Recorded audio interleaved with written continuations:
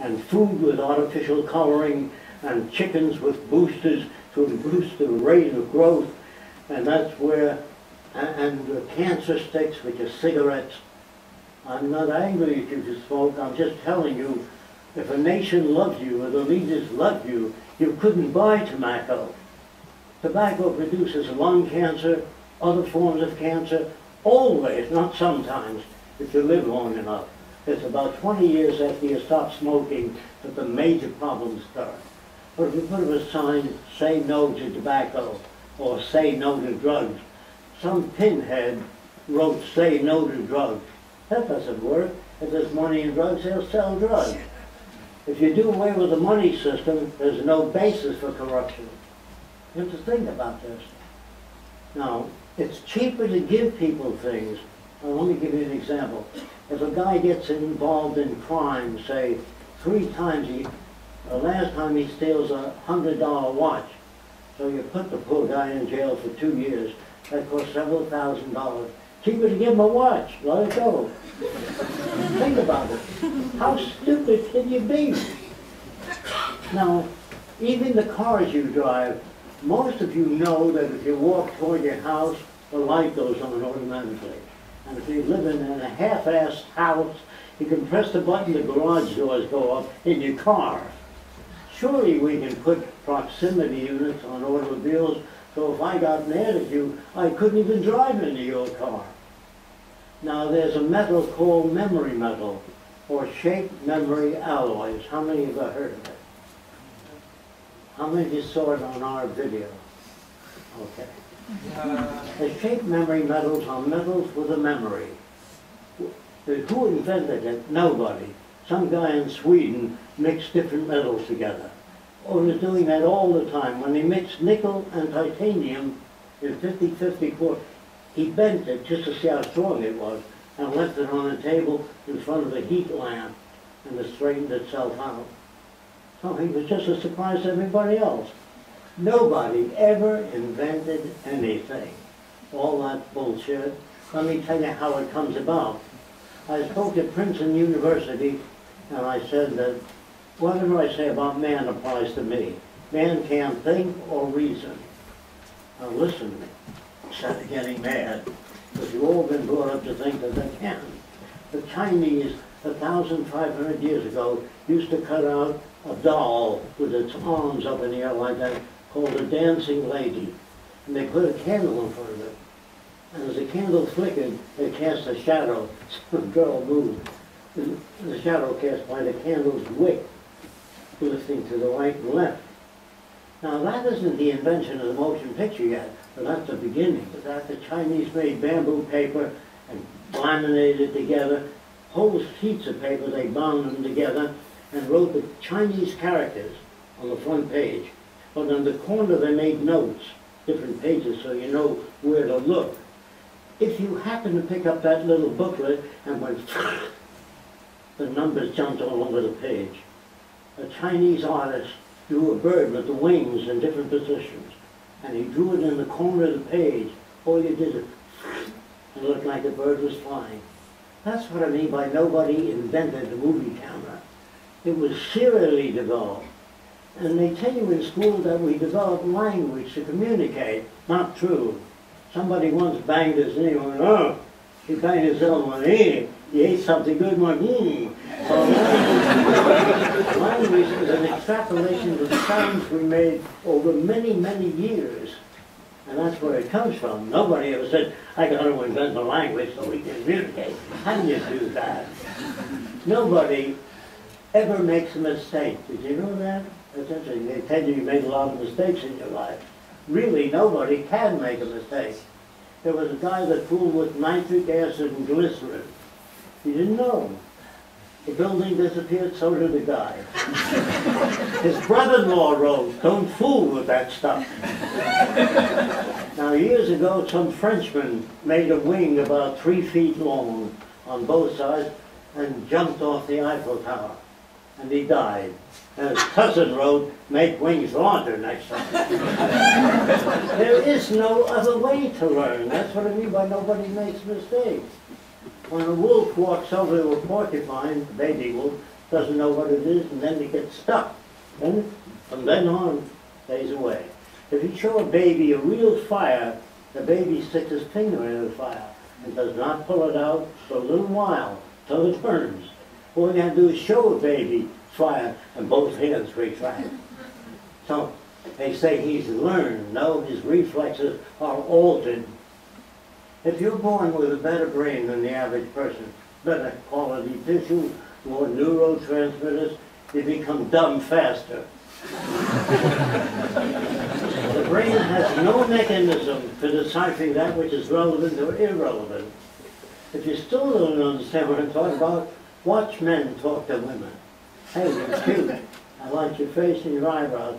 If a guy doesn't talk that way to me, because I love your wrinkles and your bald head. So the way we talk to each other is we talk at each other. I'm going to try to prove that. We never talk to each other unless you're using scientists, chemistry, mathematics, then it's common understanding. The proof that we don't talk to each other is I walk over to a person and say, have a nice weekend. Why don't I say, have a nice life? Why just a weekend? It's very hard for me to turn people around. So years ago, when I was trying to design a world civilization where everybody gets along, I said to myself, how are you going to get along with all these different nations with different values, different concepts of right and wrong? How are you going to turn them around? I said, I don't know. That's a very difficult thing to say. I don't know. You ask a lot of people, you think man will get to the moon? Not in 1,000 years. Well, who the hell is the guy you're talking to? He should say, I don't know, it's not my field, I know nothing about rockets. That's the way people will talk in the future. If they see a new airplane without wings, they say it'll never fly, it doesn't have wings.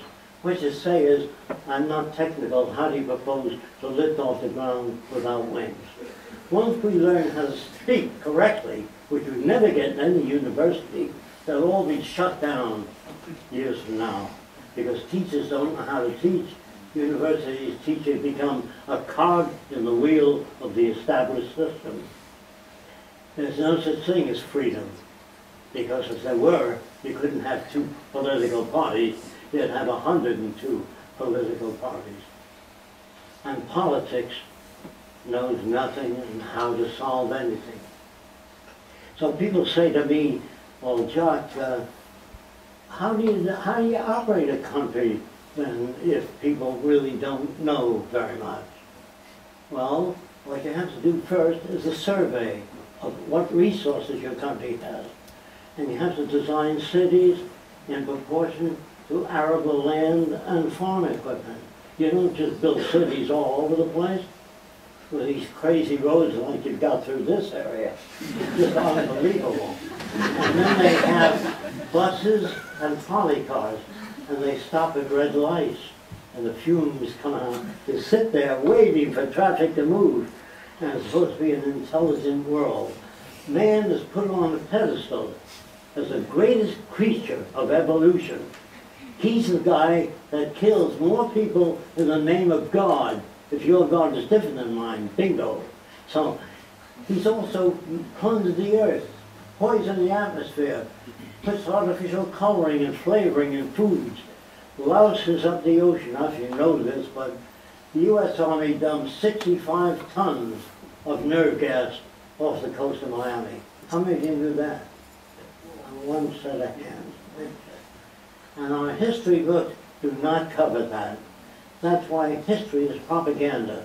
Newscasts are managed news, so you don't get anything that would rock the boat. Larry King said to me, when you come on, you advertise, you take care of all these companies, you tell me what's wrong with them. I depend on those companies to support us. I don't know if you know this, there was a book written in America years ago called 100 Million Guinea Pigs. How many have heard of it? Wow. It was a bestseller, and the public demanded a government agency to overlook the drug companies to make sure they don't louse up. And they opened that agency, and they did take care of the drug companies. But today, it still exists, but it's run by people from the drug companies. Now, if you understand this, if the drug companies found out that celery juice lowers blood pressure, there's no money in that. Pills, $2 a piece. So pills went out. So nobody, when the doctor says your kidney has to come out, we don't know whether he's trying to pay off a new yacht or a home, or whether your kidney has to come out. Well, how can you be sure in a monetary system of anything? I got just the car you're looking for. You know, that's what the system's called. Everybody's in money, purchasing power, land, or power over people. The proper way to live is to educate people to their highest potential. The better educated people are, your children and everybody, free of charge, by the way. No $40,000 debt when you get out of school. Free, the best education. That'll elevate the country. Every kid that can't afford to go to college is harmful to everybody else. Every kid shooting up drugs, you're going to pay for later. You know where American kids hang out on top of high school kids? In malls. There should be art centers, music centers, cultural centers, instead of armies. They spend billions on weapons. I mean that, billions. Now there's weapons you know nothing about. One is called the flicker bomb. Did anybody ever hear of it? One hand. Okay, two. Flicker bomb is a bright light that goes on and off, and it gives people epileptic seizures. Well, you don't know anything about the military. They, today, are taking decision-making away from the pilot. In the early days, a pilot used to look out of an airplane and say, I'm about a mile high. Today, there's Doppler radar, which sends a beam down to the ground and up, and it says you are 5,240 feet, 12 inches off the ground. No human can do that. That's why the Army has assigned machines to those decisions. Now, about a year ago, computers were able to handle 1,000 trillion bits of information per second. No group of humans can do that. That's why I say we're going to computerize the government, because there's so many things happening in the world, humans can only handle 7 things at a time. They can walk, eat a sandwich, and whistle, maybe. Other than that, they can't do much. Computers are moving so fast, they're not more intelligent than people, but except in certain areas. So where airplanes are concerned, I like Doppler radar. And I learned a lot in the aircraft industry. We made an airplane and we figured that the wings can hold up 24 pounds per square foot. But after we figured that out, we piled sandbags on and broke it to see if it does. And it does. Holds up 27 pounds per square foot. So I love that system. Then when the airplane was finished, they pulled it up 30 feet off the ground, cut the cable to see if the landing gear holds up. Even though your calculations say, yes, it will, I love the idea of smashing, breaking things, to test it before you use it for people. Excuse me.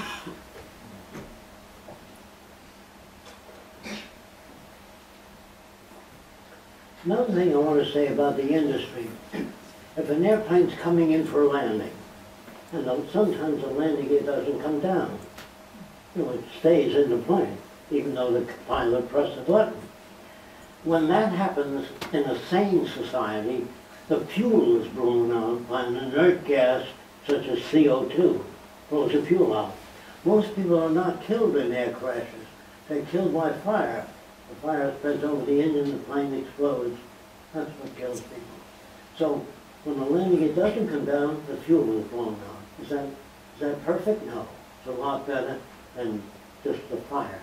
So if you were coming in for landing in an airplane, and you landed all right, but the brakes fail, that plane plows into people or hangars, kills a lot of other people.